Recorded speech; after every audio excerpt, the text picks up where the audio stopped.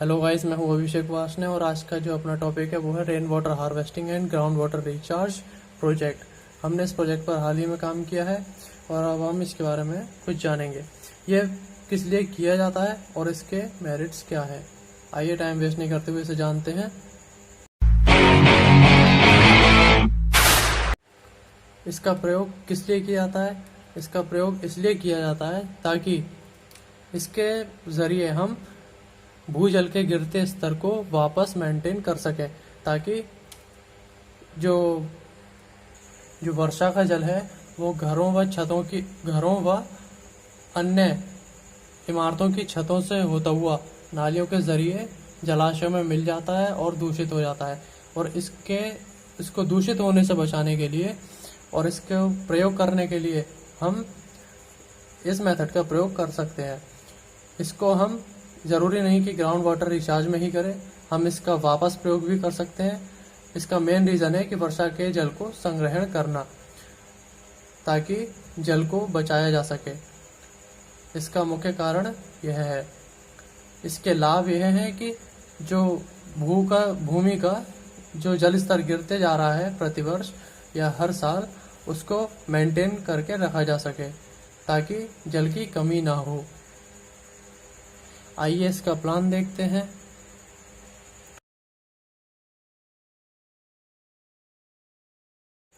हमारे प्लान के अनुसार ये जो वर्षा जल है वो 3 बिल्डिंग से होकर आने वाला है। अब देखते हैं। यह बिल्डिंग फर्स्ट, इसका एरिया लगभग 90 मीटर स्क्वायर है, और बिल्डिंग सेकंड जिसका एरिया लगभग 49.8 मीटर स्क्वायर है, और जो हमारी थर्ड बिल्डिंग है इसका एरिया लगभग 155.5 मीटर स्क्वायर है। तो अब देखते हैं।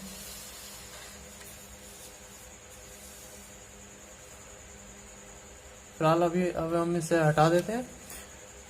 तो अब देखते हैं। ये जो हमारा पॉइंट है ये हमारा इस बिल्डिंग का डाउन पाइप है। डाउन पाइप इससे आगे की ओर यहाँ से वर्षा का जल आगे बढ़ता है, और इस जगह पर पाइप जॉइंट है, और इस पाइप के जरिए जो वर्षा का जल है चैम्बर ए में पहुंचता है। चैम्बर ए और चैम्बर बी हमारे कलेक्टर चैम्बर हैं। यहाँ पर वर्षा का जल एकत्रित होता है बिल्डिंग से होता हुआ और आगे की ओर बढ़ता है। इन दोनों की परिमाप 0.70 मीटर है। 0.70 मीटर यानी कि 70 सेंटीमीटर इनकी एक भुजा की माप है, और ये एक चैम्बर एक क्यूब की तरह है। इस डाउन पाइप से होता हुआ यहाँ पर पानी चैम्बर ए में पहुंचता है, और चैम्बर ए से होता हुआ आगे की ओर बढ़ जाता है और चैम्बर सी में पहुंचता है। इसी तरह से बी पॉइंट पर पानी 2 हिस्सों से आता है, एक फर्स्ट बिल्डिंग से और दूसरा सेकंड बिल्डिंग से। दोनों के जरिए पानी यहाँ पे बी चैम्बर में आता है और इससे सी चैम्बर में पहुंचता है, और सी चैम्बर इसको आगे फॉरवर्ड कर देता है और डी पर पहुंचाता है। डी चैम्बर में इन 2 बिल्डिंग्स का और इस थर्ड बिल्डिंग का वर्षा जल पहुंचता है। सी और डी चैम्बर की परिमाप 1.10 मीटर है, और ई पॉइंट पर जो हमारा चैम्बर है ये हमारा फिल्टर चैम्बर है। इसके अंदर हम कुछ ग्रेवल्स और सैंड का यूज करेंगे ताकि जो पानी है उसको फिल्टर किया जा सके।